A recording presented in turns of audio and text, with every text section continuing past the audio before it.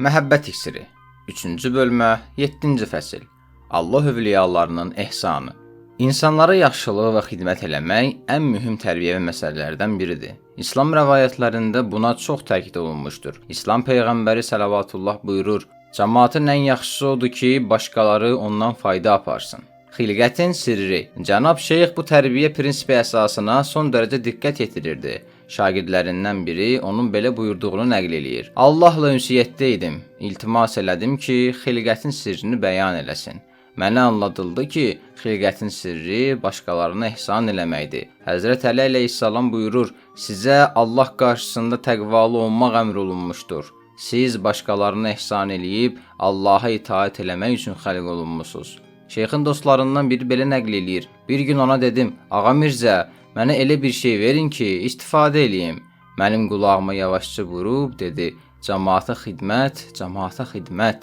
Cənab Şeyx buyururdu: "Tövhidin həqiqətini tapmaq üçün Allahın bəndələrinə ehsan elə. Tövhid yükü çox ağır və xətərlidir. Hər kəs ona təhəmmül eləməyə qadir deyildir. Lakin Allah bəndələrinə ehsan eləmək bu işi asanlaşdırır." Bəzən zarafatyana buyurardı: "Gündüzlər Allah bəndələrinə yaxşılıq elə, gecələr isə Allahın dərgahına gədalığa get." Yoxsulluqla eyni zamanda infaq eləmək. İslam rəvayətlərində tövsiyə olunduğu kimi insanlara yaxşılıq və infaq barəsində buyurulan mühüm nöqtələrdən biri də məhz yoxsul olan vaxtı infaq eləməkdir. Həzrət Peyğəmbər səlavatullah bu barədə buyurur: "Üç şey imanın həqiqətlərindəndir. Yoxsul olan vaxt infaq eləmək, cəmaatla insafla rəftar eləmək və elm axtarana elm öyrətmək. Oruç tutub sədəqə ver." İmam Kazım əleyhissalamın dostlarından biri rəvayət eləyir ki, mən fəqirlikdən və yoxsulluqdan şikayət eləyib dedim: "Paltarsızlıqdan o qədər əziyyət çəkirəm ki, filan kəs öz geydiyi 2 libasını mənə geyindirdi." İmam əleyhissalam buyurdu: "Oruç tut və sədəqə ver." Dedim: "Din qardaşlarımın mənə verdikləri sədəqədən ehsan eləyimmi, hətta az olsa belə?"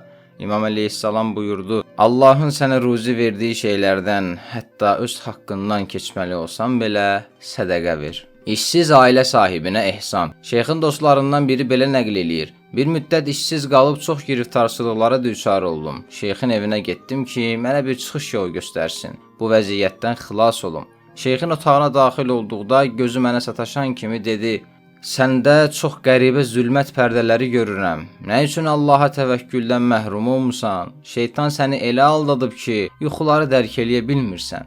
Şeyxin yol göstərməsi sayəsində qəlbimdə bir dəyişiklik hiss elədim. Mənə buyurdu: "İndi hicab aradan qalxdı, lakin çalış ki, bir daha gəlməsin." Sonra buyurdu: "Bir nəfər həm işsizdir, həm də xəstə.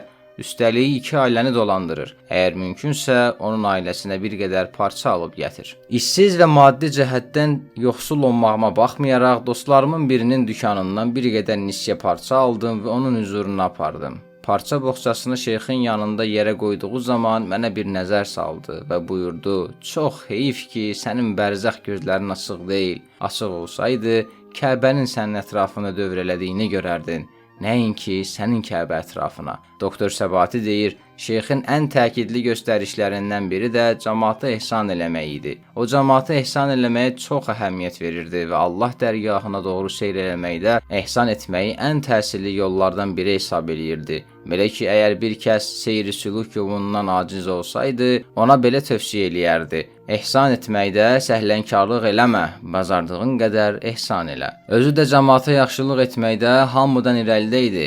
Bir nəfər üçün giriftarçılıq irəli gəldi. O, şeyxə müraciət etdikdə buyurdu: "Bu şəxs təkcə xumsdan öz qohum əqrəbasına kömək eləyir. Başqa ehsanlar eləmir. Yəni, təkcə xums vermək kifayət deyil." Bacıya ehsan. Şeyxin şagirdlərindən biri deyir: "Bir gün şeyxə ərz elədim ki, atamın ruhu ilə əlaqə saxlasın və ondan soruşsun ki, ehtiyacı varsa, onun üçün lazım olan iş və ehsanı eləyim." Şeyx buyurdu: "Bir Həmd surəsi oxu." Oxuduqdan sonra 40 il bundan qabaq rəhmətə getmiş atamın bütün əlamətlərini mənim üçün sadaladı və sonra buyurdu: "Atan deyir ki, mənim heç nəyə ehtiyacım yoxdur. Oğluma de ki, özünün kiçik bacısına ev əşyaları almaqla ehsan eləsin." Şeyx və cəmaata xidmət. Cənab Şeyxin bərəkətli həyatının müxtəlif yönlərinin mütaliə edilməsi göstərir ki, bu böyük ilahi şəxs çətinlikdə olan cəmaata xidmət eləməkdə və onların işlərini sahmana salmaqda həqiqətən nümunəvi şəxs idi. Onun göstərdiyi xidmətlərdən bəziləri bu kitabın müxtəlif yerlərində, o cümlədən İsa və fədakarlıq bölməsində qeyd olunmuşdur. Burada nümunə olaraq onlardan bir neçəsini qeyd edirik. Vəli-i əsr İmam Zaman əleyhissalamın İmam Cəmaata həvalə verməsi. Şeyxin şagirdlərindən biri deyir, mərhum Süheyli deyir, mənim dükanım Tehranın Abbasi meydanında yerləşirdi. Qızmar yay günlərinin birində şeyx təngənəfəs halda mənim dükanıma gəldi. Mənə bir qədər pul verib dedi, yubanma, dərhal bu pulları Seyyid Behiştiyə çatdır. O, Ariyana xiyabanındakı Hacı Əmcəd məscidinin imam cəmaatı idi. Mən hər hansı yolla olursa olsun evinə gedib pulu ona çatdırdım. Sonralar şeyxdən soruşdum ki, bu nə məsələ idi? O cavabında dedi, o gün mənə qonaq gəlmişdi və evdə yeməyə heç nə yox idi. O bir otağa keçib Həzrət Vəli-i əsr əleyhissalama mütəfəssil oldum. O da mənə bu həvaləni çatdırdı. Cənab Şeyx deyirdi, Həzrət Vəli-i əsr mənə buyurdu, tez ol, Seyyid Behiştiyə pul çatdır. Ehsan süfrəsi barədə tövsiyələr. Şeyxin birbaşa özü tərəfindən yaxud müəyyən yollarla cəmaata yaxşılıq eləməyə, onların müxtəlif çətinliklərini həll eləməyə çalışmasından əlavə, müxtəlif münasibətlərlə, xüsusi dini bayramlarda öz kiçik evində qonaqlara ehsan verirdi. O, iman əhlinə təam verməyə və mənzilində ehsan süfrəsinin salınmasına ciddi əhəmiyyət verirdi. Həmişə tövsiyə eləyirdi ki, çalışın, evinizdə ehsan süfrəsi olsun. O inanırdı ki, əgər o yeməyin pulunu ehtiyacı olanlara versələr və onlar özləri üçün yemək hazırlasalar, ehsan verilməsi qədər təsirli olmaz. Doktor Fərzan deyir, miskinlərə və fəqirlərə təam vermək şeyxin həmişəki tövsiyələrindən idi. Bir dəfə mən ona dedim, əgər pulunu versək nə olar? Şeyx buyurdu, xeyr, yemək vermək tamamilə başqa bir şeydir və onun təsiri daha çoxdur. Hamı bilir ki, Şəban ayının 15-ci günü toyuq qızartması verəcəkdir. İstər ariflər, istərsə də sadə cəmaat şeyxin evinə gələrək, onun evindəki rəngi getmiş palazların üstündə oturub, ehsan süfrəsindən bəhrələnirdilər. Şeyx qonaqlara çox ehtiram göstərir və onlara ehsan eləməkdə əlindən gələni əsirgəmirdi. Şeyxin iman əhlinə təam vermək, ehsan süfrəsini mənzildə salmaq və qonaqpərvərlik ədəblərinə riayət etməkdəki təkidləri elə bir halda idi ki, onun özü maddi cəhətdən çox çətinlikdə idi. İnşallah ki, hamıya çatar. Məclislərin birində günorta yeməyinə şeyxin mənzilinə çoxlu adam gəlmişdi. Belə ki, onun kiçik evinin hər iki mərtəbəsi qonaqla dolu idi. 24 kilo düyür bişirilmişdi. Ev əhli qorxurdu ki, yemək qonaqların hamısına çatmaya. Şeyx bu nigarançılıqdan agah olduqdan sonra qumdan gəlmiş ruhani aşpaza buyurdu. Ağa Seyyid Əbülhüseyn, bunlar nə deyirlər? Qazanın ağzını aç baxım. Sonra bir qədər düyü götürüb dedi, İnşallah ki, hamıya çatar. Təsadüfən o məclisdə yemək hamıya çatdı. Üstəlik əllərində qab, qapının ağzında dayanan qonaqlara da verildi. Heç kəs əli boş qayıtmadı. Cəmaata xidmət eləməyin bərəkətləri. Cəmaata yaxşılıq və ehsan eləməyin insanın maddi və mənəvi həyatında çoxlu xeyir bərəkətləri vardır. Şeyxin nəzərincə ehsan eləməyin təsirləri qəlbin nuraniyyəti, dua və münacat halı tapmaq və Allah Teala ilə ünsiyyətdə olmaqdır ki, əvvəldə buna işarə edildi.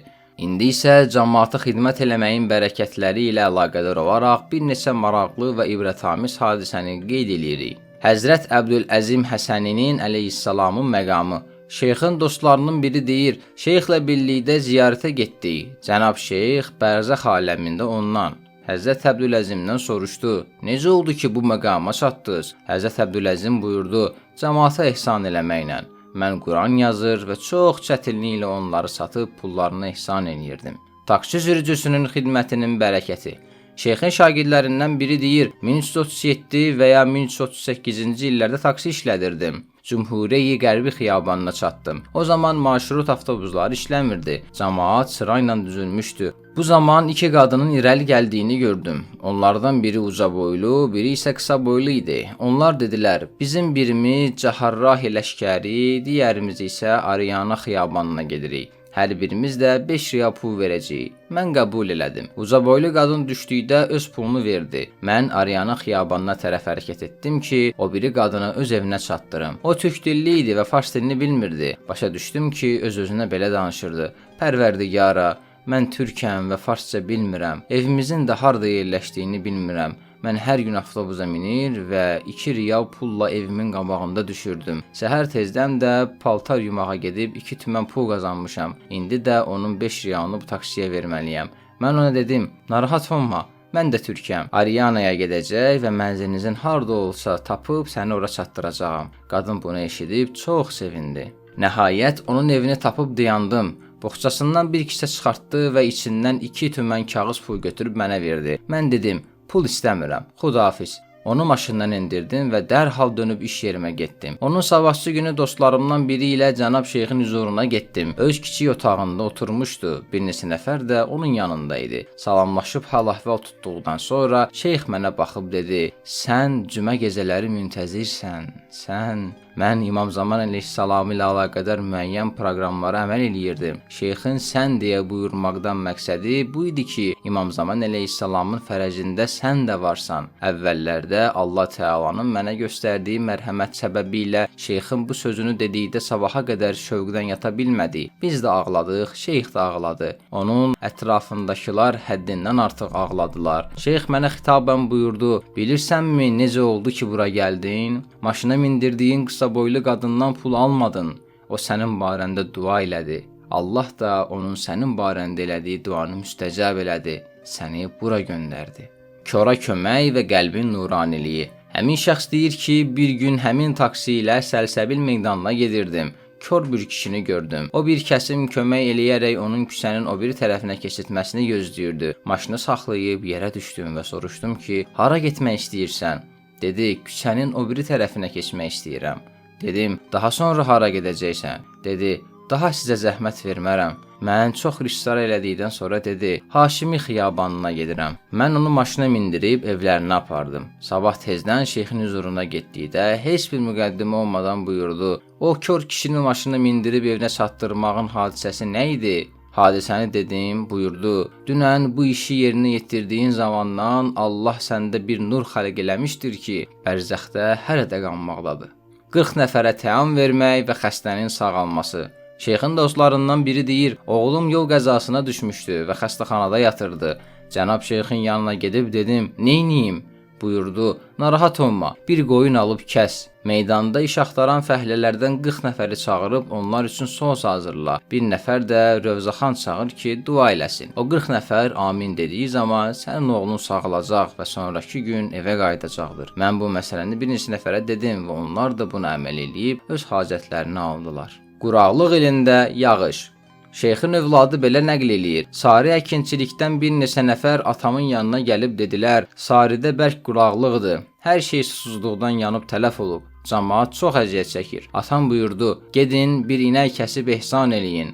Onlar Tehrandan teleqraf vasitəsilə xəbər göndərdilər ki, bir inək alıb kəssinlər və 1000 nəfərə ehsan versinlər. Yemək verən zaman o qədər yağış yağdı ki, axırda gələn qonaqlar çox çətinliyə düçar oldular. Bu hadisə də o yerin əhalisinin şeyx ilə əlaqə yaratmalarına və bir neçə dəfə onun huzuruna gəlmələrinə səbəb oldu. Atanın öz övladının həyatı üçün ehsan eləməsi. Həmin şəxs yenə nəql eləyir. Bir nəfər ölkə daxilində və xaricdə çoxlu müalicə olunmasına baxmayaraq övlad sahibi olmurdu. Dostlarından biri onun şeyxin huzuruna gətirdi. O hadisəni dedikdə şeyx buyurdu, Allah bunlara 2 oğlan uşağı verəcəkdir. Hər oğlanı verdikdə bir inək kəsib Allah bəndələrinə verin. O kişi soruşdu, nə üçün? Şeyx cavabında buyurdu, mən İmam Rıza əleyhissalamdan istəmişəm, o da qəbul edibdir. Birinci oğlan dünyaya gəldikdə atası şeyxin göstərişinə görə ehsan elədi. Lakin ikinci oğlan dünyaya gələn zaman qohum əqrabaları müəyyən məsələləri irəli çəkərək bu ehsan eləməyə mane olur və deyirdilər, məyər Şeyx Rəcəbəli Xəyyad İmamzadədir ya imam övladıdır? Möcüzə eləyibmi? O nəsidir ki, deyir ki, gərək bu belə olsun? Onu şeyxlə tanış edən şəxs bu işi yerinə yetirməsini təkid etsə də, o dedi, boşla, bu xurafatdır. Bir müddətdən sonra ikinci oğlu dünyadan getdi. Bir ac heyvanı doyurmağın bərəkəti. Şeyxin dostlarından biri deyir, bir gün şeyx mənə belə buyurdu, Bir nəfər Tehranın qədim küçələrindən keçərkən gözü su axırına düşmüş bir itə sataşır. O itin balaları onun döşlərini dartışdırır, lakin anası acından onlara süd verməyə qadir deyil və bu vəziyyətdən əziyyət çəkirdi. O dərhal yaxınlıqdakı kabab dükanlarından bir neçə şiş kabab alıb o itin qabağına tökdü. O gecənin səhəri Allah Teala o şəxsə böyük bir mərhəmət əta elədi. Bu hekayəti nəql edən deyir: Şeyxin o şəxsin kim olmasını deməməsinə baxmayaraq, əlamətlərdən onun özü olduğunu məlum idi. Doktor Fərzam deyir, Şeyxlə xudafizləşən zaman ona cənab şeyx, mənə dair bir qulluğunuz yoxdurmu? Bir tövsiyə etmirsinizmi? Dedikdə o bu cümləni buyurdu: Bəndələrə ehsan eləyin, hətta heyvanları da unutmayın. Allahın istədiyi əsasda ehsan eləmək. Cənab Şeyxin nəzərində cəmaata xidmət eləməkdə əsas məsələ onun hansı məqsədlə və necə yerinə yetirilməsidir. Cənab Şeyx inanırdı ki, biz cəmaata məhz imamlarımız və ilahi övliyaların xidmət elədiyi kimi xidmət eləməliyik. Onlar bəndələrə xidmət eləməkdə Allahın razılığından başqa heç bir şeyi nəzərə almırdılar. Onlar cəmaata Allah üçün və Allah eşqi ilə xidmət eləyirdilər. Bu barədə buyururdu: Cəmaata ehsan eləmək Allahın istədiyi əsasda olmalıdır. Sən övladının xərclərini necə təmin eləyirsən? Ona qurban kəsir, onun yolunda sədaqə verirsən? Məyər uşaq ata-anası üçün bir iş görə bilər? Ata-ana kiçik yaşlı övladının aşiqidir. Övladını sevdiklərinə görə onun yolunda pul xərcləyirlər. Ancaq nə üçün biz Allah ilə belə rəftar eləməyək? Nə üçün öz övladımızı sevdiyimiz qədər Allaha eşq məhəbbət bəsləməyək? Bəzən bir kəsə də ehsan eləyəndə mükafat xatirinə kisə tikirsən. İmam Xomeyninin insanlara xidmət barəsindəki sözü.